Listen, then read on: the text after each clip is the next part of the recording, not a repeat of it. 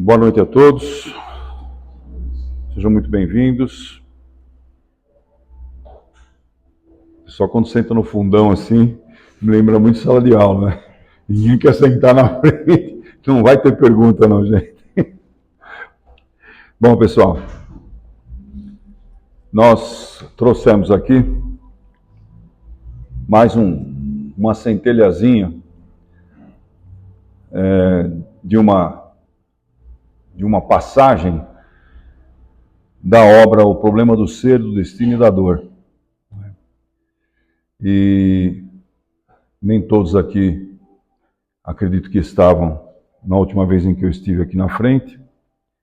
E nós falamos um pouquinho das potências da alma, né?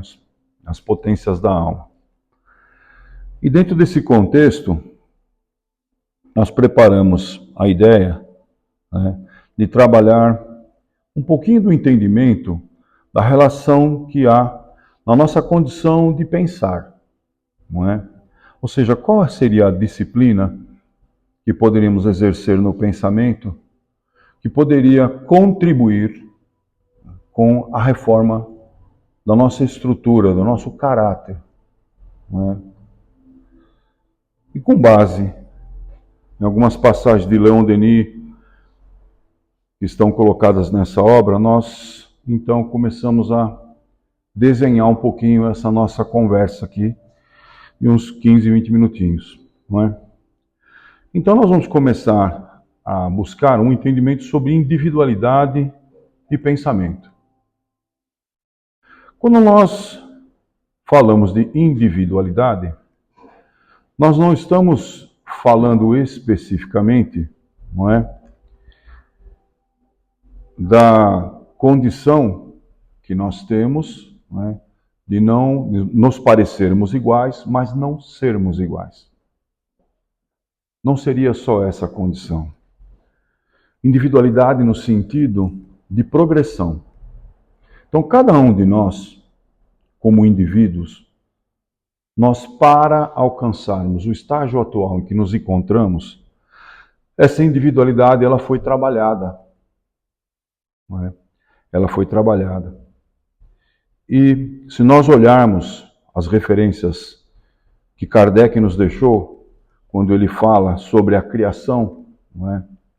A criação, o contexto, né, da criação das inteligências, nós vamos observar que a individualidade ela é uma centelha que é propagada por meio da inteligência divina. Nós, como indivíduos, nós nos destacamos em relação aos reinos em que se encontram no nosso orbe, no nosso planeta. Por que nós nos destacamos? Porque não é só a condição física, mas é a condição do progresso do espírito, da condição em que o espírito conseguiu construir experiências suficientes para transformar cada indivíduo como se encontram na natureza neste momento em que nós estamos aqui encarnados. Então a individualidade, ela foi criada simples e ignorante. O que significa isso? Significa que simplicidade é a coisa mais elementar que o Espírito quis deixar indicado para Kardec. Então a individualidade ela foi criada na sua forma mais elementar possível. E assim é no universo.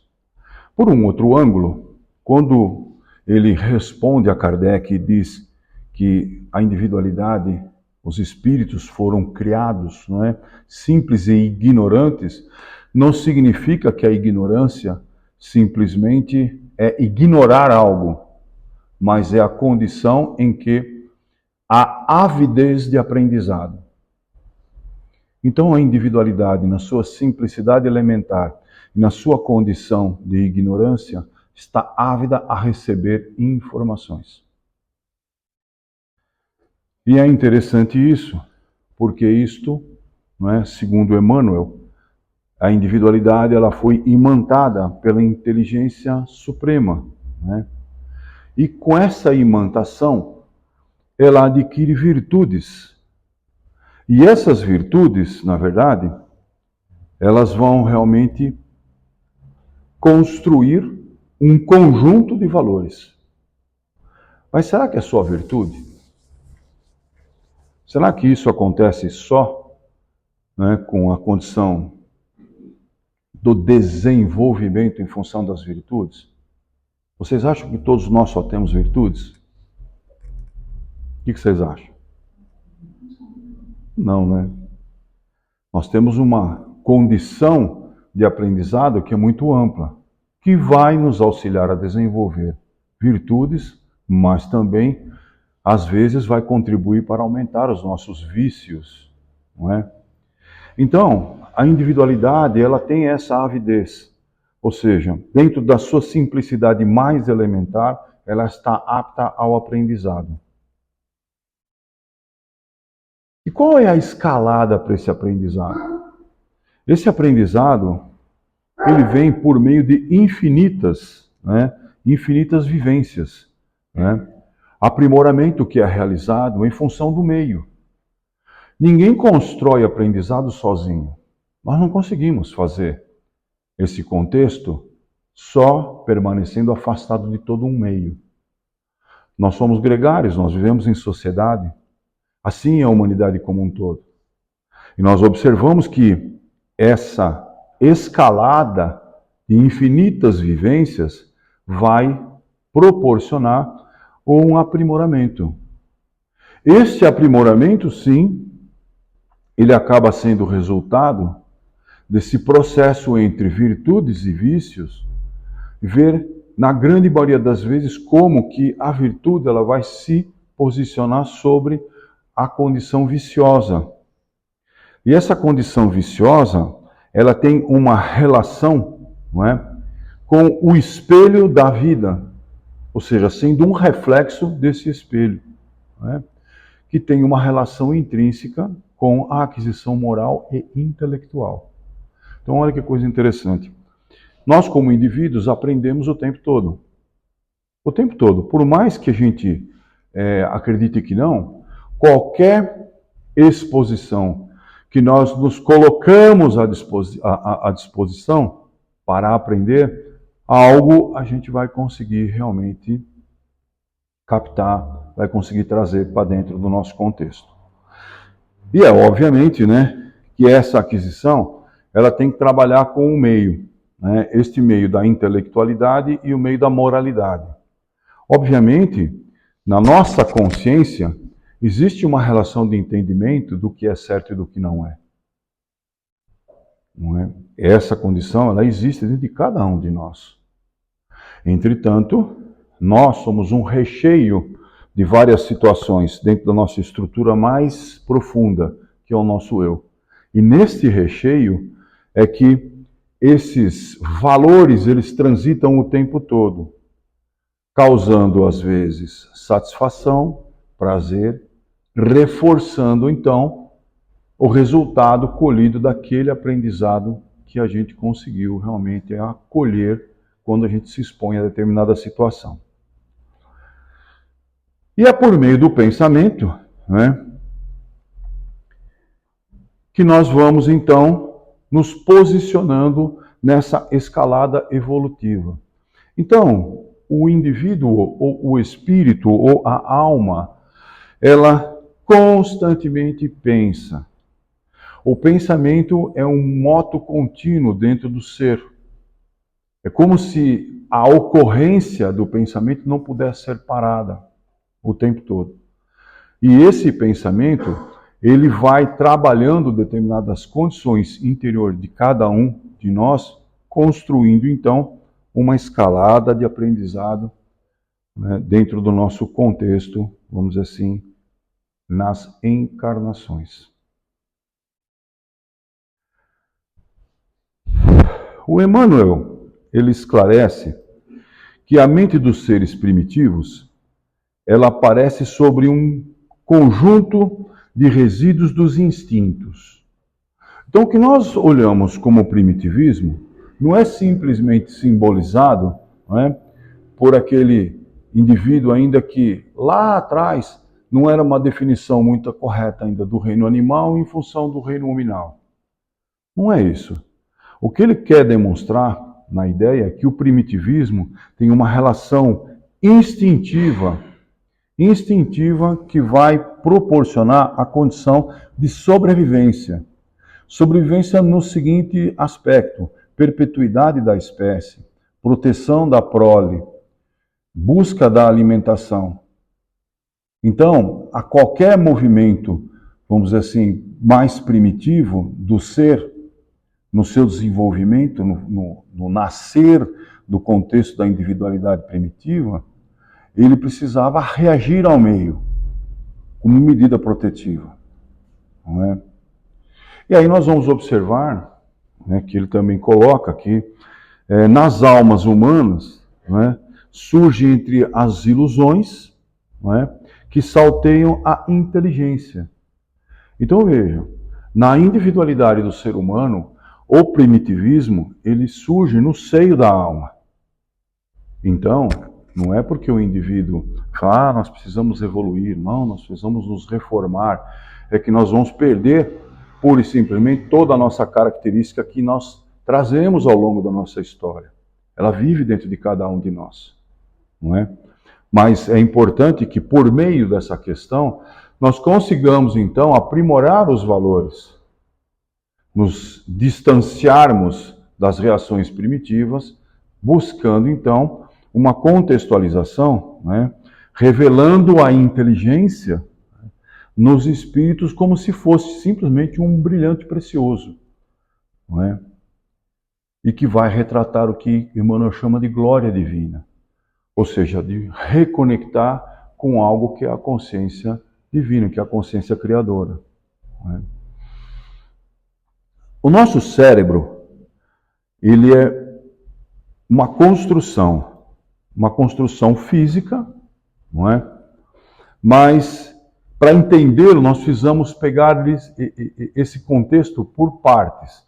Então, quando nós observamos, né, essa estrutura que aqui se encontra, né, mais centrada, não é, na parte amarelinha ali, é o que nós vamos observar, que chama-se de tronco encefálico. Essa contextualização inicial é para entender que nesta região, na base do cérebro, nós vamos observar que toda a nossa parte instintiva, toda a nossa parte reativa em relação, por exemplo, à sobrevivência, a nossa contextualização orgânica, involuntária, sem que a gente pense para fazer, ela reside nessa condição. Então, todas as nossas reações, não é, orgânicas, elas são controladas por este momento. Quando nós olhamos, por exemplo, já no centro, ali ao redor daquele círculo azulado, né, aquela elipse azulada ali, nós vamos observar que tem que nem uma espécie de um arco voltado todinho ali. Ali é como se aquilo fosse a nossa condição emocional, é nosso cérebro emocional. Então é nesse centro do cérebro que todas as nossas emoções elas são trabalhadas. É nessa parte que o nosso cérebro ele consegue ler, interpretar tudo o que os nossos sensores conseguem captar e transformar isso em experiências e memórias. E a parte mais lógica e racional é a parte externa, é a parte do córtex. Então cada fração do córtex aciona um tipo de atitude, um tipo de decisão. Tanto no nosso sistema motor, quanto no nosso sistema realmente de entendimento do meio. Então veja, o cérebro ele tem uma condição interessante. A parte instintiva, a parte emocional e a parte racional. O nosso pensamento ele estrutura toda essa condição o tempo todo. Não é? Por quê? Porque o espírito não para de pensar. Não é? Então, por meio de muitas encarnações, né, o espírito humano ele vai remodelando. Mas o que ele remodela? Será que ele remodela só a condição de entendimento? Será que ele remodela só a condição de valores? O que vocês acham? Será que é só isso? Quando nós olhamos o grupo, dentro da sua normalidade, nós nos comparamos e nós achamos que todo mundo tem, mãos assim, é mais ou menos um sinônimo um com o outro. Mas não é, não é? Não é só isso. Então as encarnações, elas vão permitindo, não é, que nós possamos trabalhar o nosso envoltório, né? E esse envoltório, ele é um repositório de informações. E é muito interessante que nesse processo, este envoltório, que nós chamamos no Espiritismo de perispírito, nós vamos observar é que por meio dele, todo o preparo do aparelho físico é que vai ser, vamos dizer assim, proporcionado. É ele que proporciona a condição da nova formatação física. Então, os pensamentos, as experiências que são colecionadas, essa estrutura que é ligada ao nosso aparelho, vamos dizer assim, mental, a nossa condição de alma, é que vai trabalhar as condições do próximo processo que nós vamos nos expor.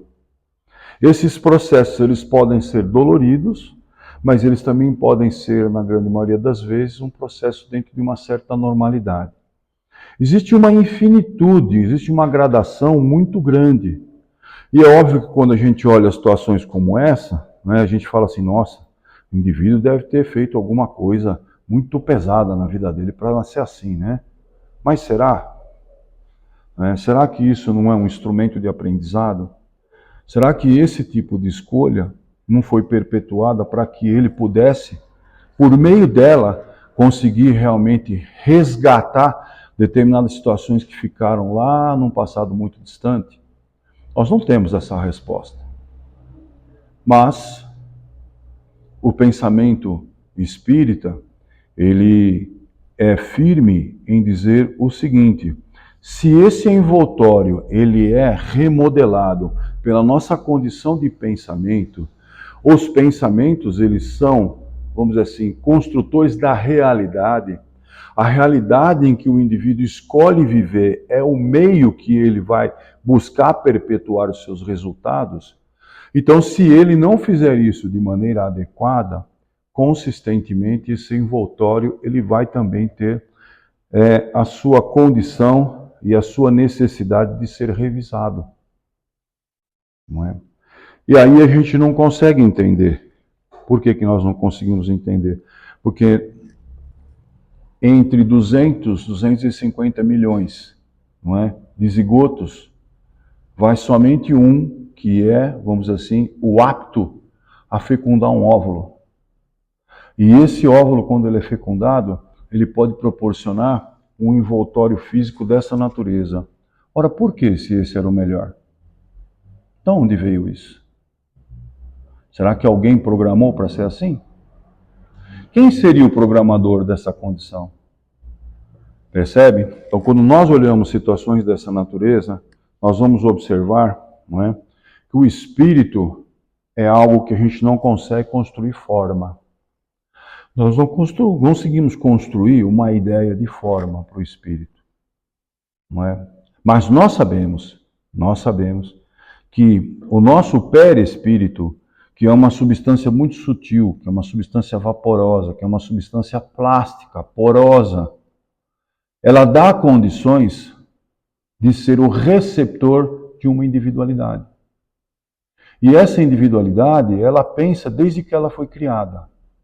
Nós não precisamos do corpo para pensar, porque quem pensa é o espírito, não é o corpo. O corpo, ele viabiliza tudo aquilo que o espírito define como pensamento, porque transforma por meio da vontade a realidade. Então nós vamos observar, não é, que o perispírito ele tem uma conformação adequada ao tipo de frequência de pensamento, ao tipo de situação que o espírito consegue trazer para si próprio. Seja ele um indivíduo se relacionando com o meio ou um meio recebendo esse indivíduo para que ambos possam aprender juntos. Então veja, não há acaso. as individualidades, elas coadunam-se, elas se juntam.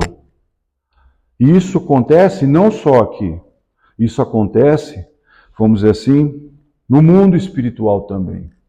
Elas se reúnem por afetividade, por frequência, por modulação. E quando elas tentam buscar a sua perpetuidade juntos, cada um desenvolvendo por meio da sua individualidade, elas precisam de um aparelho. Então é por isso que o pensamento ele remodela o tempo todo o nosso perispírito. Então, como elemento importante dessa condição de entendimento, nós devemos trabalhar muito a questão, né, de busca no desenvolvimento e na evolução do nosso corpo físico, tomando cuidado com o nosso corpo físico. Porque, na verdade, esse corpo físico, ele é uma roupa, ele é uma veste. E todas as vezes que nós causamos um dano nesse corpo físico, consequentemente, esse dano ele vai se refletir no modelo. E se refletindo no modelo, um dia precisará ser resgatado, precisará ser reestabelecido. E aí vocês podem estar pensando assim, bom, mas qual que é o fim de tudo isso? Não é? Eu tenho estudado muito a questão da consciência. E estudar os detalhes do entendimento da consciência, se baseando, por exemplo, só nas questões da psicologia ou da biologia, a gente não vai chegar a nada. É preciso que a gente vá entender um pouco mais de alguns outros pensadores mais holísticos que, a partir de meados do século passado, passaram a trazer outras informações que fazem sentido. Então, hoje a humanidade, dentro do seu entendimento, já busca descortinar o que seria, na verdade, a inteligência divina. Da onde vem essa consciência? Ela é tão perfeita. E quando nós desenvolvemos essas condições, nós vamos de encontro a essa consciência. Mas se a lei de Deus está escrita na consciência, como diz a obra de Kardec, lá na questão 601, se não me engano, que vai dizer que a lei de Deus está na consciência humana. Ora, se cada ser humano tem dentro da sua consciência, por que é que então nós, por meio do pensamento, não conseguimos sempre estratificar cada vez mais essa consciência para estar em consonância com a consciência divina? Não é interessante a questão? É muito interessante, porque fala, poxa, mas se todos nós temos isso dentro, né, da nossa individualidade, por que isso não aflora? Por que nós precisamos de um aparelho físico para poder buscar, não é, esse afloramento, para a gente poder se entender nessa questão? Então nós vamos observar, né, que tanto a alma quanto o seu invólucro, tanto o seu corpo, eles são modelados pelo pensamento o tempo todo. E se o pensamento não atingiu entendimentos ou estados de consciência mais puros ainda, significa que alguns vícios precisam ser trabalhados. E esses vícios, eu não estou me referindo simplesmente à drogadição, eu estou me referindo a quase a totalidade de comportamentos humanos. É a maledicência, é a libidinagem, é a forma, é o maltrato, é a rispidez. E não é porque o indivíduo ele é mais nervoso, ele é mais calmo, ele é mais grosseiro, ele é mais sutil. Não é isso. Cada um de nós realmente tem uma bagagem que precisa ser refinada. E é por meio desse refino que nós vamos conseguir reestruturar esse contexto, desse modelo que não é só físico. Ele é físico, mas ele é espiritual. Porque remodelando essa condição da alma, nós consistentemente remodelaremos também nosso aprendizado por meio do corpo. E veja, eu não estou falando aqui sempre de coisas perfeitas, porque existem individualidades que vieram na humanidade e realmente se expuseram a uma condição de dor e sofrimento. Então veja, eu não estou falando só de alegria e de felicidade, mas existem ainda consciências que estão se estratificando, se purificando, que se põem à prova que se colocam em condições, não é? Em condições realmente de poder resgatar para si coisas que talvez, num pretérito muito distante, ficaram, vamos dizer assim, ainda por ser trabalhadas. E essas individualidades se sujeitam a esse tipo de prova, não é? Assim como as formas e as imagens, elas são impressas na matéria, no nosso corpo, né, ou na matéria sutil, na nossa individualidade, do que é a composição do nosso corpo fluídico, né? O próprio corpo físico, ele é o espelho dessa condição. Então, se nós temos o corpo que temos, é porque nós escolhemos ter. É preciso que a gente cuide desse corpo, porque ele está, ora, emprestado. Um dia nós vamos devolver. Então, tudo aquilo que não está em consonância precisa ser trabalhado. Essa é a reforma do caráter. Porque o caráter é que ele explicita exatamente as características da nossa personalidade. Essas nós conseguimos polir. A personalidade nós não conseguimos pura e simplesmente mudá-la. Então, reformar o caráter significa mudar determinados comportamentos, né? Mudar determinadas capacidades por meio do pensamento, né? Porque o pensamento ele desenvolve o poder da vibração, né? E por meio desse poder vibratório, né? Até as nossas palavras elas têm potência, elas têm peso, não é? Elas incidem. Você pode observar que às vezes por meio da palavra você magoa a pessoa. É a forma com que ela capta aquela vibração, com que ela sente, com que ela recebe aquilo. É como se você tivesse causado um ferimento. Se você pode fazer isso com outra pessoa, imagina você com esse tipo de comportamento em relação a você mesmo. Qual é o dano? E isso não é simplesmente falar, agora eu vou me controlar. Não é tão simples assim. Não é? Nós precisamos expulsar desse invólucro, né, esses elementos que eles não conseguem vibrar conforme seria, vamos dizer assim, a harmonia necessária. A harmonia necessária de nos sentir bem com aquilo que nós estamos fazendo. Não é? Esses elementos, eles vão, vamos dizer assim, acentuar as tendências que o ser tem em ter a sua individualidade polida, a sua individualidade trabalhada.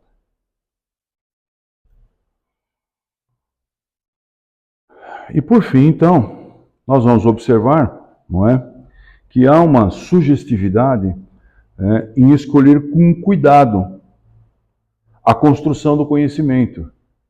Porque conforme nós vamos construindo o conhecimento, há uma tendência de mudarmos a intelectualidade. Mudando a intelectualidade, há uma condição de começar a perceber o ambiente de maneira diferente. Percebendo o ambiente de maneira diferente, passamos a vibrar numa esfera diferente. Então, sem conhecimento, nós não vamos a lugar algum. É preciso que nós nos esforcemos em buscar informações o suficiente para mudar a nossa condição de intelectualidade, para acrescentar a nossa condição de melhoria do conhecimento. Não é? Quem anda com sábio, sábio será. E quem caminha com o ignorante, nécio será. Então, é aquela velha história, né? Eu escolho aquilo que eu quero fazer. E às vezes, por mais prazeroso que seja eu estar fazendo determinada situação, não é saudável para mim mesmo. Não é? Filtrar e refletir, não é? Toda a mensagem que é oferecida, né, aos arquivos mentais leva a gente a desenvolver um autodomínio. Então veja bem, olha, filtrar e refletir toda a mensagem que é construída nos nossos arquivos mentais, porque esses arquivos eles não se apagam. Nós podemos não ter memórias recentes do que está acontecendo naquele momento, mas não quer dizer que aquilo não teve um impacto na nossa individualidade, no nosso ser. Essa contextualização de autodomínio e disciplina, né, do sentimento, eles acabam sendo as consequências de um esforço individual. Né? que através do trabalho silencioso da criatura pode transformar suas próprias paixões. Olha que coisa interessante, né? Então é um esforço individual. O trabalho ele é silencioso para poder a criatura transformar as suas próprias paixões. Esse é o primeiro passo para a gente buscar a contextualização de transformar a nossa condição, não é, ruidosa de pensamento por valores que possam construir o autodomínio do ser. E o autodomínio é uma coisa que ninguém vai te ensinar a fazer. Você tem que buscar por si só. Por isso que a individualidade não é construída no coletivo. Por mais que nós nos relacionemos com o meio, precisamos do meio como meio experimental de aprendizado, mas o aprendizado é carreira solo, nós vamos fazer isso individualmente. E a condição de fazer individualmente é que nos leva à condição de desenvolver a contextualização da alegria, da felicidade, do amor, da doação, da misericórdia, né? Das coisas que são, vamos dizer assim, nobres para que a gente consiga fortalecer essa individualidade e se conectar com a consciência criadora de Deus. Agradeço a atenção de vocês, desejo a vocês uma excelente semana e vamos passar para a segunda parte do nosso trabalho.